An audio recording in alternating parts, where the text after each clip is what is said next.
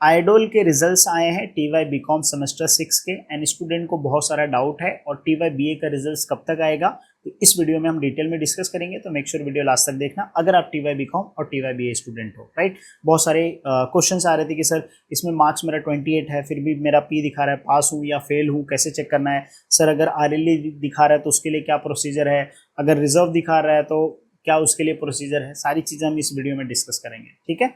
तो अब जो है आइडोल जो है सीडीओई नाम है इसका, अभी centre for distance and online education हो गया, पहले आइडोल था, इसके लिए यहाँ पे आइडोल दिखा रहा है। अब ये टीवाई बीकॉम का रिजल्ट है, इसका हम पीडीएफ ओपन कर लिया ऑलरेडी मैंने, यहाँ पे आप देख सकते हैं।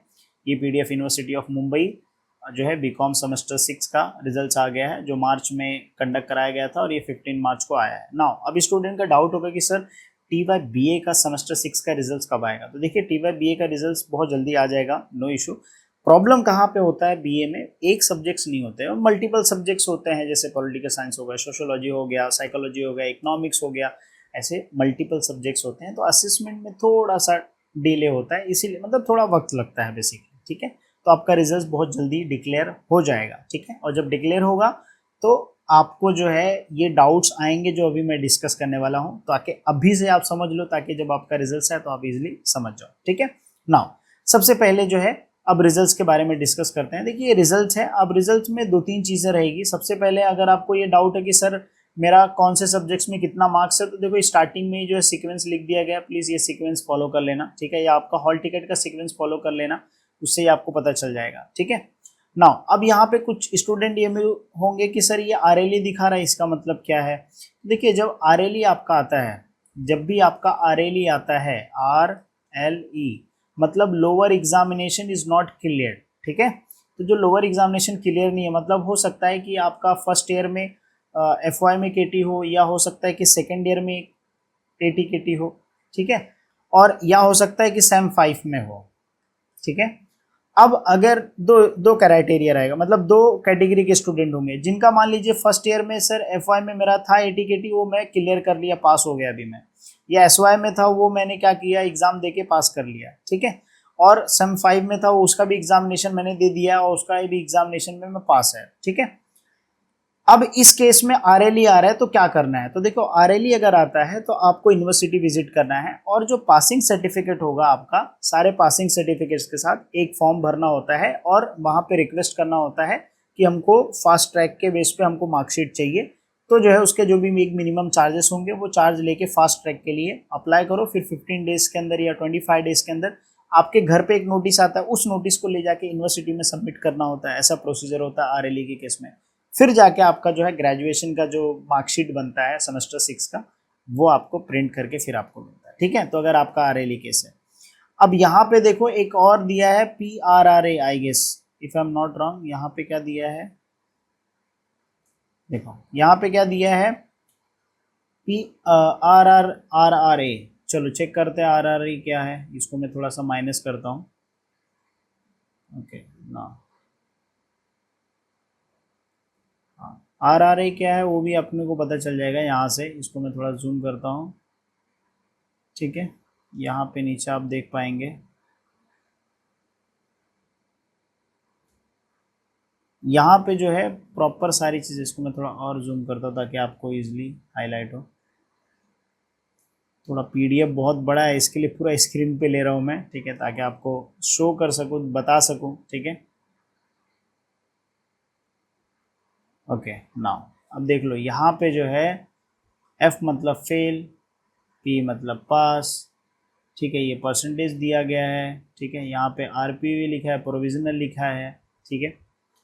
तो ये जो है यहाँ पे आप चेक कर सकते हो, RRR रिजर्व है, PRP है मतलब पास्ड है प्रीवियसली, ठीक है, RLE मतलब लोअर एग्जामिनेशन नॉट क्लियर, ठीक है, ADC है मतलब एडमिशन कैंसिल हो गया। तो यहाँ पे सारे जो क्राइटेरिया हैं वो सब यहाँ पे लिखे रहेंगे, ठीक है। जैसे RRR मतलब रिजर्व किया गया है ड्यू टू ABCID अनअवेलेबिलिटी। तो अब जब ये केस आता है कि सर मेरा जो RLE है, मतलब जो मेरा ABCID है वो क्या किया गया है सर, रिजर्व किया गया है, उसको नहीं होल्ड किया गया, तो इस केस में क्या करना है, तो इस केस में सिंपल सी बात है, आपको क्या करना है, ABCID बनाना है। ABCID मतलब होता है academic bank credit of India करके उसमें सिस्टम है, डिजी लॉकर से फेच होता है डिटेल आपका आधार कार्ड, वो आपको बनाना है। कैसे बनाना है उसका मैं एक वीडियो ऑलरेडी बनाया था, तो लिंक मैं डिस्क्रिप्शन में दे दूंगा, चेक कर लेना, ठीक है। वो बनाने के बाद उसका आपको प्रिंट लेना है, ठीक है। बाकी आपके आईडी कार्ड और हॉल टिकट उसका प्रिंट लेना है और आपको यूनिवर्सिटी में क्या करना है, सबमिट करना है। अगर आप यूनिवर्सिटी में जाके सबमिट करोगे तो ही जो है आपका फिर आगे का जो रिजल्ट है वो प्रिंट होगा, ठीक है। तो ABCID अभी कंपलसरी कर दिया है। 2020 का एजुकेशन पॉलिसी जब आया था तो उसके अनिवार्य में जो है अभी सबको लागू कर दिया है कि आपको ABCID सबको चाहिए। अगर ABCID नहीं है तो उसका एडमिशन होगा ही नहीं, सिंपल सी बात है, ठीक है। तो उम्मीद करता हूँ कि यहाँ पे जो आपके डाउट्स थे वो क्लियर हो गए रहेंगे। अब एक डाउट और है, जैसे मान लीजिए एग्जाम्पल के तौर पे कि सर, मैं यहाँ पे थोड़ा सा कोशिश करता हूँ कि यहाँ पे हाईलाइट हो दिखे, तो जूम करता हूँ। अब देखो काफ़ी सारे स्टूडेंट ऐसे होंगे जिनका जो मार्क्स होगा ना, किसमें सर 3 सब्जेक्ट्स के जो मार्क्स होते हैं ना वो काउंट किए जाते हैं, टोटल किए जाते हैं। अगर आप ऊपर यहाँ पे थ्योरीज के पेपर देखोगे, प्रैक्टिकल्स के देखोगे, तो यहाँ पे काउंट दिखाया जाता है, टोटल कितने मार्क्स का कैसे कैलकुलेट करना है, ठीक है। कितने मार्क्स मिनिमम होने चाहिए, यहाँ पे क्राइटेरिया, नीचे भी क्राइटेरिया लिखा रहता है, वो भी आप पढ़ सकते हो, ठीक है। कितने टोटल मार्क्स होने चाहिए, हम लोग एक चेक कर लेते हैं यहाँ पे। जैसे मान लीजिए एग्जाम्पल के तौर पे देखो, ऐसे बहुत सारे स्टूडेंट होंगे जिनको ये डाउट पक्का होगा ही होगा कि सर ये मेरा जो है 59 है, ठीक है, फिर भी मैं पास हूँ, 61 है, 28 है, सर कोई सब्जेक्ट्स में मेरे को 28 दिया है। ऐसा कहीं मुझे केस ढूंढना पड़ेगा कि ऐसा कोई केस मिले, okay. I need to find कि ऐसा कोई @ करके लिखा है तो फिर मैं समझ सकूं, ठीक है।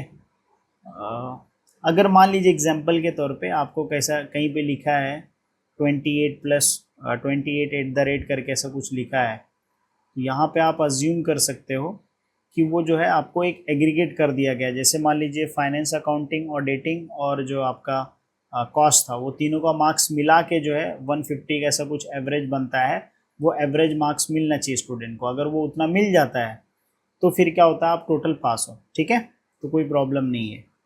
और रिजल्ट्स में बेसिकली अगर P लिख दिया है तो मतलब पास ही हो, ठीक है।